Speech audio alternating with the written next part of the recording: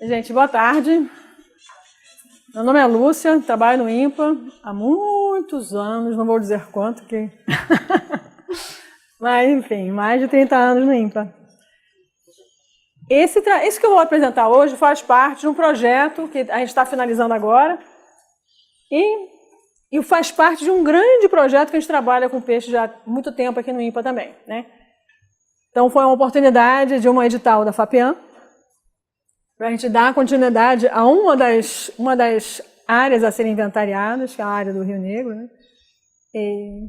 E sempre que a gente pode ter uma oportunidade de trabalhar nessas áreas de difícil acesso, né, como São Gabriel, né, a gente tem que aproveitar a oportunidade de editais, esse tipo de coisa. Então, vou falar um pouquinho para vocês dos nossos resultados desse trabalho aqui. Bem, isso é uma foto lá de São Gabriel. São Gabriel é um lugar lindo, né? Maravilhoso. Então, só para começar um pouquinho do histórico, né, de peixes do Rio Negro, né? Então, o von Humboldt esteve viajando aqui nessa área, não exatamente aqui, né, um pouco mais acima, mas na área limite de Venezuela e Brasil, no estado do Amazonas, e coletou uma série de coisas, não só peixe, mas outros animais também. E uma das primeiras espécies a serem descritas para a área do Rio Negro foi essa espécie Anduzedorus oxyrhynchus, que aparece aqui embaixo. Aparece com essa cara esquisita porque esse bicho está taxidermizado, ele está empalhado, então ele está meio deformado, mas é uma, não sei, eles chamam meio de um tipo de cuiú, um tipo de bacu, é um desses que tem placas laterais, né? Esse aqui, particularmente, é um material tipo, que foi usado para basear a espécie na época da descrição, que foi descrito por Valenciennes em 1821. Então, a espécie mais antiga descrita proveniente do Rio Negro. O Humboldt, além de importante por ter coletado muita coisa nessa área, ele foi um dos primeiros que chamou a atenção para essa conexão Orinoco-Amazônia pelo canal do Cassiquiare, que havia essa continuidade, né? Então seria interessante até pensar em termos de conectividade de fauna. Fácil trabalhar. Então, de 1821 para cá, até 2014 mais ou menos, já foram descritas mais de 200 espécies para a bacia do Rio Negro. É muita coisa, né? E nesse ínterim, tiveram vários autores que contribuíram para a descrição de espécies de peixe do Rio Negro, né? Tipo Myers, Kinner, Haeckel, Gerry, que são estrangeiros, né? Que foram os naturalistas e taxonomistas que mais contribuíram para o número de espécies para o reconhecimento da fauna a ictiofauna do Rio Negro, né? A partir da década de 2000, a partir de 2000, né, vários pesquisadores brasileiros, inclusive do INPA, contribuíram também para a descrição de novas espécies. Conforme a gente vai coletar e conhece, tem um pouco mais de acesso a certa área do Rio Negro, coleta, sempre vem coisa nova, sempre. É impressionante. E olha que é um lugar que é trabalhado e coletado há muito tempo, né? Isso aqui é só um exemplo de duas obras sobre peixes do Rio Negro. Esse aqui, a imagem não está muito boa, esse livro foi lançado em 2002. Ele faz parte do pós-doc da Mônica Toledo Pisa. E o que ela fez? Bem, o Alfred Russel Wallace, ele esteve aqui na Amazônia, né, em 1850, por aí. Tudo que ele coletou, ele perdeu porque o barco dele naufragou. Ele perdeu todos os exemplares que ele coletou, perdeu tudo. Só sobraram os desenhos, as ilustrações e as anotações de campo que ele fez. O trabalho da Mônica foi juntar todas as ilustrações, todas as anotações que ele fez e associar as anotações com as ilustrações, para juntar informações úteis para a gente entender as espécies que ele tinha visto na época, né? Então, esse é um trabalho muito interessante de coletânea e resgate de informação do Wallace, no Rio Negro. Esse trabalho é muito legal, é um livro lindo, vale a pena dar uma olhada.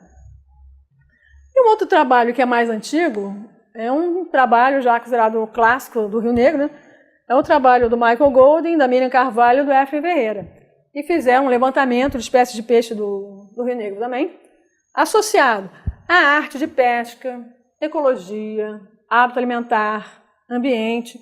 Então, é o trabalho mais completo que você tem em termos de biologia da ictiofauna do Rio Negro, né? Aí você vê, de 1988, já tem quase 30 anos, tem mais quase 40, né? Vai longe. Então, por que, né, que a ictiofauna do Rio Negro é tão interessante, né? Então, algumas questões. O Rio Negro é apontado como um rio muito pobre, pouco nutriente, né? Poucos nutrientes, pouca fonte de alimentação para as espécies que vivem no Rio Negro, né? Mas, por outro lado, ele tem uma riqueza de espécies que é desconcertante. A gente fica tentando entender por que tem tanta espécie de peixe num rio aparentemente tão pobre, né? Bem, a extensão da bacia do Rio Negro ela é imensa, né? São cerca de 70 milhões de hectares, né? Compartilhadas com Colômbia, Venezuela e Guiana. É uma área muito grande. A conectividade do Rio Negro com as outras bacias é basicamente Orinoco, na Venezuela, né? Içana, na Colômbia, Essequibo, na Guiana Inglesa, e a Amazônica, que é o resto da bacia amazônica, né? O Rio Negro tem uma importância muito grande, a gente conheceu um pouco da importância da pesca de subsistência para a área, né? Comercial e ornamental, que é a que a gente tem mais informação, é pesca ornamental, né? Recentemente houve essa proposta de elaboração, de construção de uma usina hidrelétrica justamente em São Gabriel da Cachoeira. A gente lá do IPA foi convidado a participar de uma discussão sobre esse assunto, eu não pude ir, mas o Efraim foi. Eu acho que eles já desistiram da ideia, porque eu achei tão absurda. Mas isso aqui foi até um dos ganchos para eu apresentar essa proposta de projeto para a FAPEAM. Se as corredeiras de São Gabriel poderiam servir de barreira para a fauna acima e abaixo de São Gabriel. Por conta dessa ameaça de uma nova hidrelétrica numa área que, Deus me livre, ia ser um desastre, né? Enfim, aí a gente percebe a necessidade que a gente tem de conhecer melhor a distribuição da ictiofauna para plano de manejo. Em todas as áreas que tem propostas de hidrelétrica aqui na Amazônia, né, a gente sempre está correndo atrás de informação, que a gente está sempre atrás, está sempre com pouca informação sobre as áreas que eles querem fazer um impacto muito grande, né? Então, por isso que foi essa proposta de fazer logo algum estudo sobre as corredeiras lá de São Gabriel, com medo que alguém fosse levar adiante essa proposta de hidrelétrica. Eu acho que ela não vai adiante, que eu acho que economicamente ela não é viável, nem tem queda d'água para isso, né? Enfim. Então, com base nessa proposta, a gente continuou o nosso trabalho. Então, aqui um pouquinho do tamanho da área, né? Só para a gente ter uma ideia, né? Isso aqui é a bacia, já contando fora dos limites do Brasil, né? Então, aqui é o limite aqui de Roraima, que é esse limitezinho aqui de cima. Esse grande aqui é toda a bacia amazônica. Então, a bacia do Rio Negro ela vai englobar um pedaço aqui. E já é um pedaço enorme aqui, se a gente for ver, né? Então, aqui está o Rio Negro, né? Aqui para cima vai ter a parte do Rio Branco, que vai lá para o Tacutu, que vai para a Guiana. Aqui o Rio Negro tem um braço, uma contribuição de Sana, o Alpés e o Rio Negro propriamente dito, tá? Então, conexão com o Alpés, o canal do Caciquiari aqui que vai dar no Orinoco, na Venezuela. Aqui o Rio Branco e Tacutu, que é a conexão com esse aqui. E aqui o rio que deságua em Manaus, que vai ter conexão com o Solimões do Amazonas, né? Então, aqui são as conexões dele. Já passamos a gestão. Bem, a área é imensa, né? A gente já deu uma olhadinha. Então, isso é basicamente o resumo dos objetivos do projeto, né? E foi conhecer a ictiofauna, a área de influência das corredeiras, e saber e avaliar um impacto, se existe impacto das corredeiras na distribuição da fauna, a montante e a jusante delas, né? Isso para conhecer melhor a ictiofauna do Rio Negro, né? Bem, essa bacia do Rio Negro ela tem algumas características, né?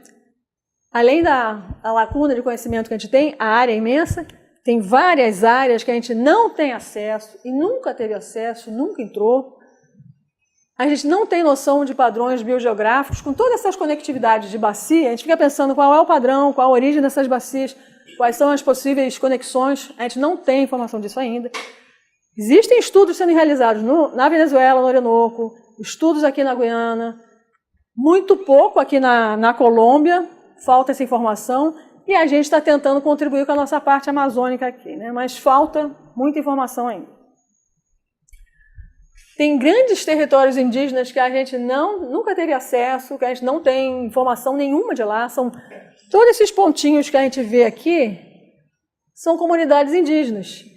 Então, não é uma área de fácil acesso. A gente não tem livre acesso a essas terras indígenas. Não é fácil chegar lá. Além de não ser fácil chegar, não é fácil entrar nessas áreas também. Existe uma pressão de pesca ornamental, ela existe sempre, independente da gente conhecer ou não o local, a pesca ornamental continua, vindo da Venezuela, vindo da Colômbia, ela existe, né? E não se tem muita noção das presenças de barreiras ou elementos vicariantes. Ou seja, a gente não tem muita ideia do impacto desses pedrais, dessas corredeiras, na distribuição da fauna, da ictiofauna do Rio Negro, né? Então, para a gente começar a trabalhar nesse tipo de coisa, a gente fez um levantamento, né? Catálogo de faunas, de 1954. O trabalho do Golden, a Carvalho Ferreira, o trabalho que eu mostrei antes, espécies descritas por Rio Negro, registros atuais que a gente tem na coleção aqui do INPA, né? Registros de outras coleções, tipo São Paulo. Número estimado, atualmente, o número estimado de espécies, com base só no que está catalogado na coleção de peixes do INPA, está em torno de 800 espécies. Esse número não é real, porque a gente tem... Vou mostrar aqui para vocês mais um pouquinho. Só para vocês terem uma ideia. Isso aqui, cada pontinho desses é registro de coleta do INPA, só do INPA, né? Então, ao longo do Rio Negro tem esse monte de pontos amostrados já pelo INPA. Tem aqui ao longo do Rio Branco, até o Tacutu, aqui em cima, né? Aí você vê que tem uma concentração de pontos aqui perto de Manaus, aqui perto de Barcelos, e aqui vai começando a ficar mais rarefeito, muito menos coisa por aqui. Então, 800 espécies, muito delas concentradas aqui nesse eixo principal do Rio Negro. Quase nada em Igarapé, quase nada em Igarapé. Imagina a quantidade de coisa que não vai ter em Igarapé. Então, a gente tem essa estimativa de 800 espécies, mas com certeza esse número não é real. Pode ser bem mais que isso. E é claro, tem muita coisa também, que como isso foram coletas feitas por pessoas diferentes, às vezes que a pessoa chama de, sei lá, Moencausia SP1, o outro chamou de Moencausia SPA, o outro chamou de Moencausia rabo bonitinho, aí quando você vai listar, aparece como 3 espécies diferentes. E pode ser tudo a mesma coisa. Então, essa varredura a gente ainda tem que fazer de tudo que está em coleção, tudo que está registrado e tombado na coleção, e fazer uma consolidação dos nomes, né? Mas, em princípio, já estamos nessa faixa aí de 800 espécies. E nós temos mais de 3.000 registros só na coleção de peixes do INPA. Sem contar a coleção de peixes do Museu de Zoologia de São Paulo, que tem muita coisa também, né? Mas são as coleções que tem mais. A INPA e São Paulo são as coleções que tem mais. Então, a área de atuação do nosso projeto, nessa bacia imensa aqui, foi só isso aqui. Então, só esse cantinho aqui foi a área de atuação do nosso projeto. Isso aqui dando um zoom, né? Dando uma ampliada. Aqui está São Gabriel, vermelhinho. Aqui são as corredeiras, Buburi e Cucuí. Aqui é o ponto mais ao norte que a gente foi, Boca do Alpés. E mais ao sul, aqui perto da Boca do Curicuriari. Essa imagem é a da primeira expedição. A gente fez uma segunda expedição que a gente conseguiu entrar no Curicuriari, mas também não veio muito acima, mas ficou mais ou menos por aqui. Então, esses foram basicamente os pontos, o intervalo de área que a gente já mostrou, né? Bem, métodos de pesca utilizados, a gente tenta tudo, em todos os lugares, todos os ambientes, né? Então, uma coisa que a gente tentou fazer um diferencial nesse projeto foi trabalhar mais em pedrais, já que a ideia era ver o impacto de pedrais como um fenômeno vicariante, ver se esses pedrais são divisores de fauna. Então, a gente centrou muito o trabalho em cima dos pedrais. Agora, quem já gostou de pescar, quem gosta de pescar, sabe quanto que é complicado trabalhar em corredeira, trabalhar em pedral. Ele não consegue ficar em pé, ele não consegue se segurar. É muito complicado. Então, o que a gente fez? eu contratei um rapaz, esse rapazinho que está aqui, deixa eu ver se aparece aqui, ó, lá de Altamira. Ele é um pescador, um mergulhador profissional de coleta de acari no Xingu, né? Lá no Xingu, não sei se vocês conhecem, tem muito acari, né? Muito bodozinho. E os pescadores lá vieram do garimpo, acostumados a mergulhar com aquele motor de compressão, né? Usam uma mangueira de ar, que é essa mangueira aqui, né? Opa! Então, isso possibilita deles ficarem dentro da água, eles ficam amarrados nessa mangueira, né? Possibilita eles ficarem dentro da água até quase 1 hora. Vão com uma máscara, uma lanterna, aí consegue ficar perto, grudado, dentro da água, no pedral, durante 40 minutos, 50 minutos, sem via tona respirar. Nisso leva uma garrafinha do lado, vai botando os peixes lá dentro, depois sobe, tira os peixinhos e bota numa caçapa. E é assim que a gente conseguiu explorar esse tipo de ambiente. Eventualmente a gente pode até botar uma máscara de mergulho, né? Esse aqui é o Bife, né? E trabalha com a gente também, o Bife aqui. O Douglas também, que trabalha. Então, enfim, a gente tenta também, bota uma máscara, vai ver os peixes dentro d'água, mas é difícil. Tem que ser um profissional. O Douglas ainda conseguiu pegar muita coisa na mão. Que uma coisa que o nosso acarizeiro teve dificuldade também, primeiro, a cor da água. O Xingu é transparente, cristalino, maravilhoso, dá para ver fácil, né? Aqui no Rio Negro, as primeiras vezes que ele mergulhou, ele ficou assustado, ele não enxergava nada. Mesmo a lanterna, eu comprei uma lanterna dessas de mergulho, de 300, não sei quantos metros de alcance, ele tinha que enfiar a cara na pedra para ver onde estavam os peixes. Tinha que ficar muito perto, né? Então isso é uma coisa que começou a incomodar ele. Ele estava ficando preocupado. No início ele estava muito nervoso, preocupado de não conseguir pegar as coisas, né? Nervoso com medo, que ele não conseguia ver direito as coisas. E essas pedras são muito ásperas. Ele estava se machucando muito. Só de encostar nela, ficar se segurando nelas, ele estava se machucando muito também. O Douglas ficou todo machucado e o acarizeiro também, coitado. Enfim, mas eles conseguiram coletar um monte de coisa. Foi muito bacana. E os outros ambientes que a gente já mostrou foram praia, igarapé, com malhadeira, com peneira, com redinha, de noite, de dia, tarrafa, né? A gente tentou tudo, né? Então, todos os ambientes a gente tentou mostrar o máximo de maneiras possíveis, né? E tem aquela preocupação de pegar dados físico-químicos, comparar os ambientes também. O material todo foi trazido para cá, para o INPA. Esses peixes são anestesiados com eugenol, depois eles são sacrificados, depois são trazidos para cá. A gente também está tentando tirar tecido muscular de todos esses peixes que a gente coleta para futuras análises moleculares, para ver tanta parte de citocromoxidase, barcode, para comparar populações, comparar espécies e ver o alcance que a gente pode chegar em termos taxonômicos com esse material, né? Bem, esse é o resultado da nossa primeira expedição. Nós fizemos duas. Uma em dezembro de 2013 e a outra agora em fevereiro de 2015, esse ano. A gente ainda está processando essa segunda etapa aqui. Bem, só para ter uma ideia, na primeira expedição a gente conseguiu listar 174 espécies. Para essa segunda, a gente já tem 270. Só naquele trechinho, lembra o trechinho que a gente mostrou? Que a gente trabalhou esse trechinho de nada aqui, já tem 200 espécies. Esse trechinho aqui. Sem contar tudo aqui, né? Enfim, a gente fica meio impressionado com os montantes de números de espécies, né?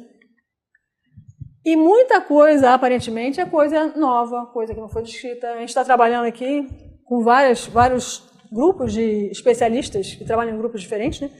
E sempre tem coisa nova. Então, o que a gente viu também? Diferença a montante e a jusante, mas essa diferença pode ser por causa do maior esforço de pesca que foi feito a jusante, abaixo de São Gabriel. O que mais? Agora, tanto na expedição de dezembro de 2013, quanto nessa agora, de fevereiro de 2015, o que chamou a atenção da gente é o material de pedral. que esse material de pedra, como ele é difícil de ser coletado, ele foi interessante para a gente conseguir essa amostragem graças a esse mergulhador profissional. Então, aqui, para a primeira expedição, mostrando os ambientes diferenciados, né? Aqui é ambiente de praia, aqui é ambiente de garapé, que é permanente, aqui é ambiente de pedral, que é permanente também. Só na primeira expedição tinham 15 espécies que só ocorriam em pedral, só foram encontradas em pedral. Então, esse tipo de análise, isso aqui foi só para a primeira expedição, a gente vai repetir agora para essa segunda e depois fazer uma avaliação mais completa, né? Aqui também, mostrando em azul é a jusante, em vermelho é a montante, a diferença de número de espécies por habitat aqui e número de amostragens por habitat.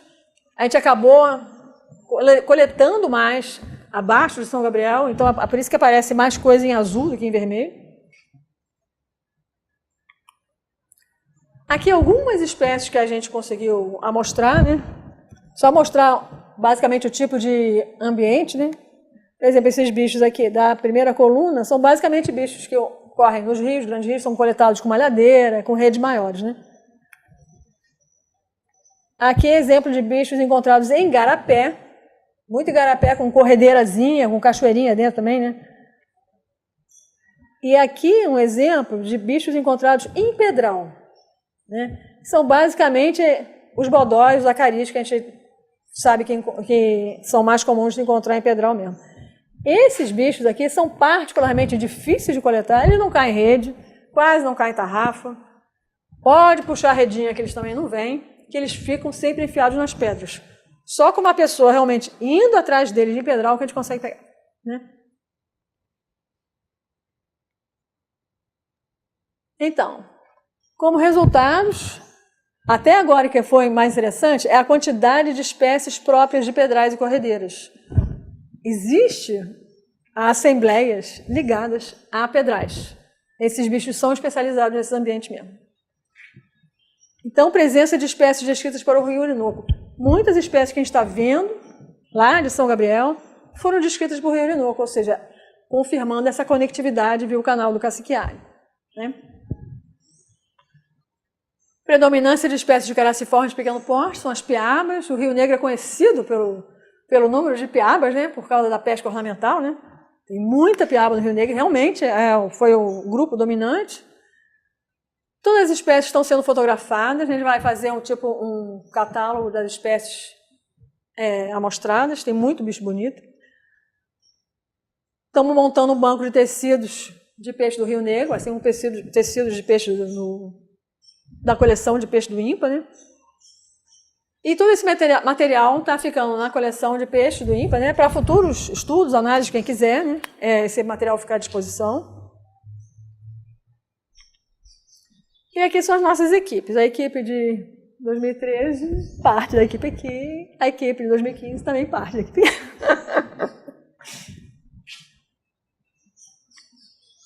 E aqui o nosso retorno de São Gabriel. A gente veio nesse expresso do Tanaka, que foi uma... Nossa, quem já andou nesse expresso sabe o que é isso? E é isso, gente. Obrigada, agradeço aí. Se vocês quiserem fazer alguma perguntinha. Célula que ela se replica, ela forma uma como ela e forma uma outra que depois vai diferenciar dependendo do órgão. Porque se não tiver uma célula-tronco, aquele organismo, aquele órgão, ela acaba. Então, por exemplo, nossas células vão